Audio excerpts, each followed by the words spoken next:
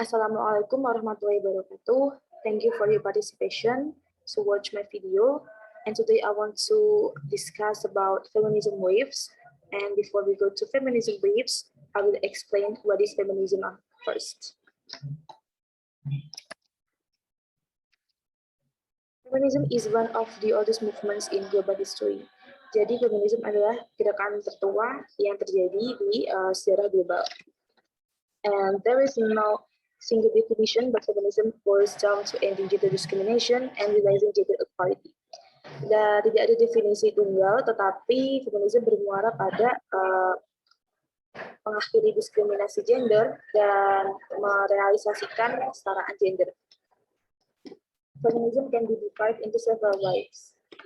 Feminism can be divided into several waves. Jadi feminisme terjadi dalam beberapa gelombang.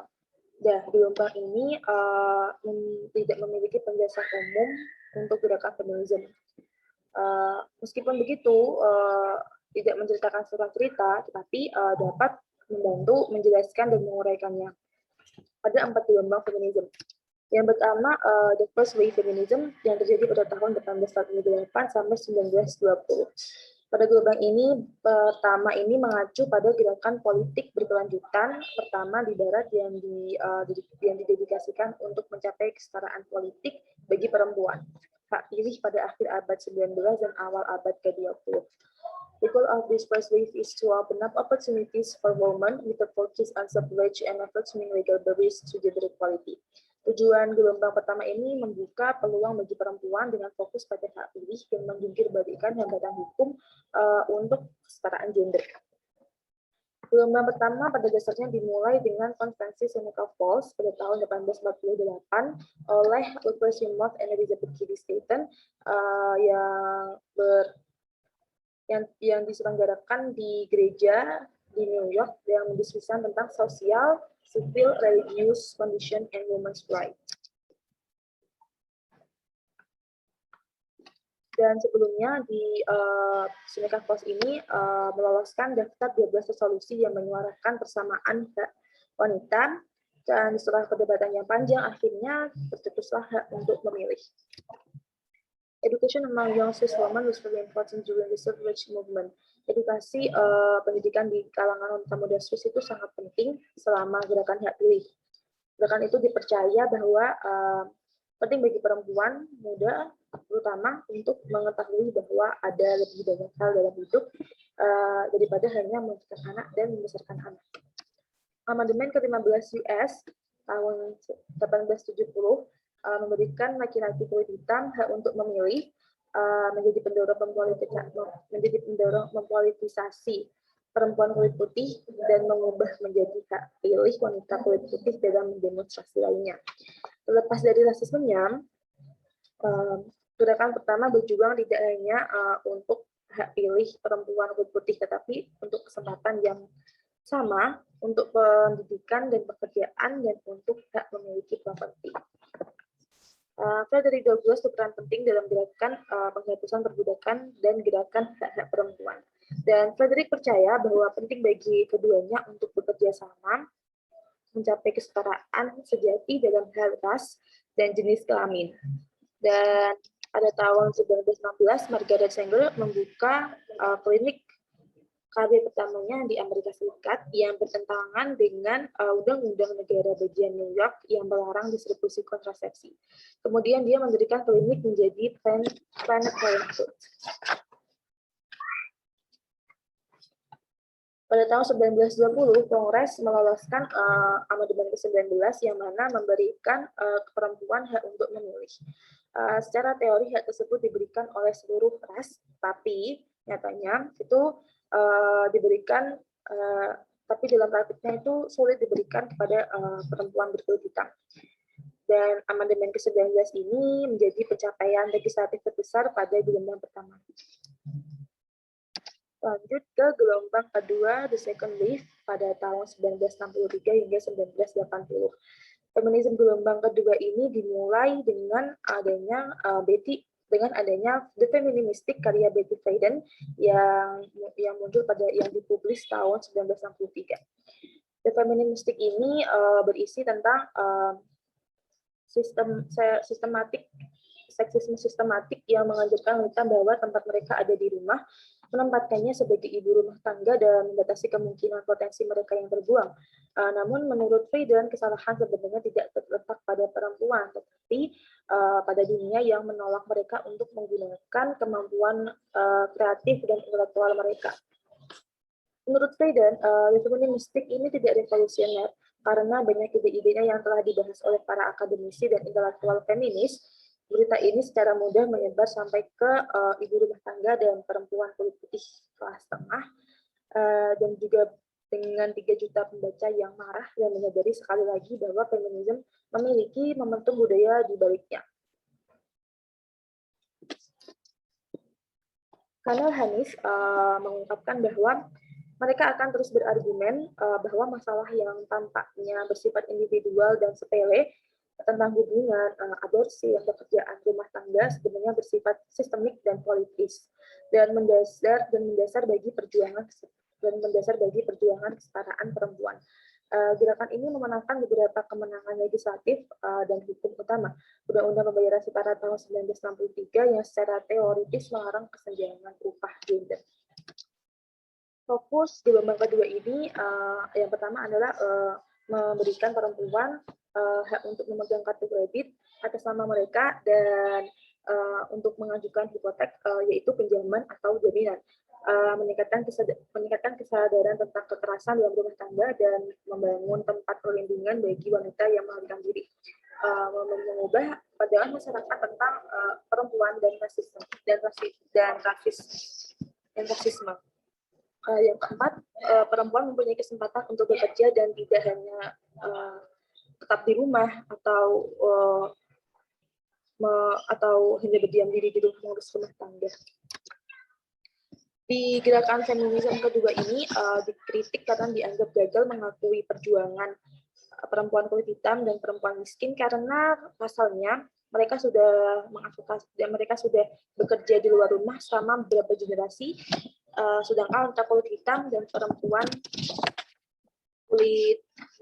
miskin itu sudah bekerja di beberapa generasi itu kan, dan pandangan membatasi ini konon mengabaikan penindasan yang dihadapi perempuan yang ditentukan oleh ras, kelas, dan seksualitas mereka, sehingga memunculkan beberapa gerakan feminisme yang terpisah, yaitu contohnya Women's Liberation Movement dan Black Feminism atau Africana Womanism. Lalu lanjut ke gelombang ketiga yang terjadi pada tahun 1991. Namun, kapan terakhir periode ini berhenti atau periode ini atau kapan terakhir kalinya atau kapan periodenya sampai kapan? Lalu lanjut ke gelombang ketiga, yaitu pada tahun 1991 dan tidak diketahui kapan terakhir kali gelombang ini berakhir. Namun secara umum gelombang ini dipatok akan 2 hal, yaitu kasus Anita Hills tahun 1991 dan The Riot Girls tahun 1990. Kasus Anita Hills pada tahun 1991 diawali karena Anita Hills ini melaporkan bahwa calon Mahkamah Agung Clarence Thomas melecehkannya secara seksual di tempat kerja. Nyatanya bukan hanya kesaksiannya, namun ada beberapa kesaksian, termasuk tuduhan Helpy yang mengeluhkan pelecehan seksual juga dilakukan kepadanya. Dan keputusan Kongres untuk mengirim Thomas ke Mahkamah Agung terlepas dari kesaksian Hills menyebabkan percakapan nasional tentang representasi berlebihan laki-laki dalam kepemimpinan nasional. Tahun 1992 dijuluki Woman Year setelah 24 perempuan memenangkan kursi di DPR dan 3 lagi memenangkan kursi di Senat. Para wanita muda yang mulai bangkit lagi dan muncullah feminisme gelombang ketiga ini. Periode ini cenderung melibatkan perjuangan melawan pelecehan seksual di tempat kerja dan bekerja untuk meningkatkan jumlah perempuan dalam posisi kekuasaan. Selanjutnya munculnya kelompok huru hara di kancah musik awal. yang terjadi pada tahun 1990 di Olympia, Washington. Gelombang ketiga ini sangat dipengaruhi oleh kebangkitan Riot Girls, girl group yang menghendakkan Doc Martens mereka ke kancah musik tahun 1990-an, karena menurut Bikini Kill, Cotton Hannah dalam Riot Girls manifesto mereka menentang rasisme, spesisme, seksisme, dan antisemitisme, dan juga heteroseksisme. Serta mereka marah pada masyarakat yang memanggil mereka gadis bodoh, buruk, dan lemah. Para gadis ini termasuk menunjukkan salah satu perbedaan utama antara feminisme gelombang kedua dan gelombang ketiga. Karena gelombang kedua perempuan ingin dipanggil dengan sebutan perempuan yang sudah dewasa atau punya mata tambah, sedangkan di gelombang ketiga ini mereka lebih suka dipanggil dengan wanita muda dan cenderung tidak suka dipanggil perempuan dewasa. Dan mereka berpikir mereka bukan anak-anak, mereka menuntut untuk diperlakukan martabat. Nah, itu untuk gelombang kedua. Sedangkan untuk gelombang yang ketiga ini, mereka lebih suka untuk mengikuti tren dan juga menolak tentang anggapan bahwa wanita harus memakai riasan, high heels, dan pokoknya yang berhubungan dengan perempuan feminim, seperti itu.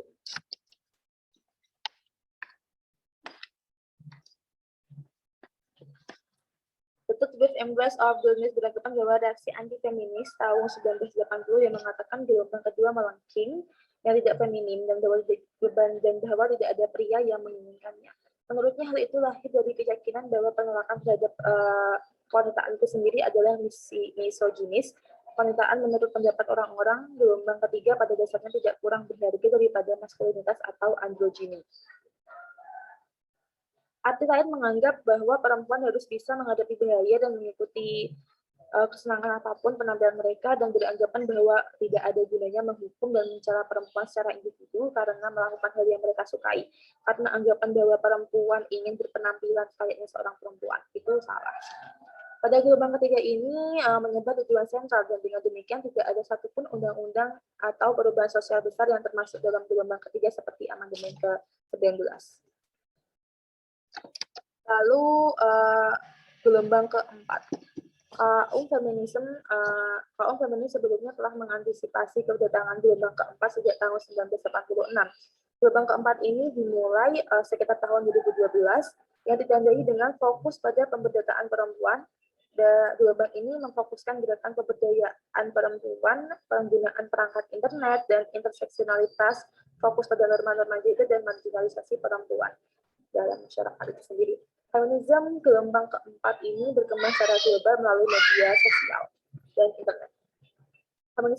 Feminisme gelombang keempat bukan tentang keberadaan ideologi, entitas, atau kolektif tunggal, melainkan bekerja sama mengakhiri kekerasan terhadap perempuan untuk membebaskan mereka dari pilihan untuk mengambil jalan yang mereka inginkan.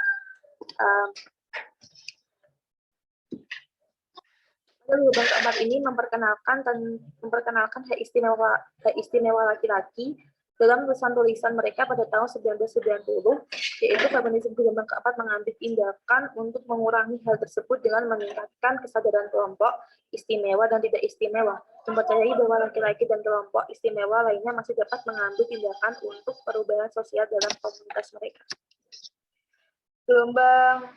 Gelombang keempat berpendapat bahwa stereotip gender yang berbuat menciptakan tekanan bagi laki-laki untuk menjadi pencari nafkah berlawanan dengan perempuan yang merasa berkewajiban untuk mengambil peran sebagai ibu rumah tangga. Dan tekanan untuk menyesuaikan diri secara sosial ini dapat menyebabkan diskriminasi gender di tempat kerja dan yang lebih luas di masyarakat. Contohnya saja mayoritas wanita yang bekerja di tempat kerja yang didominasi oleh laki-laki percaya bahwa pelecehan seksual adalah masalah di industri mereka.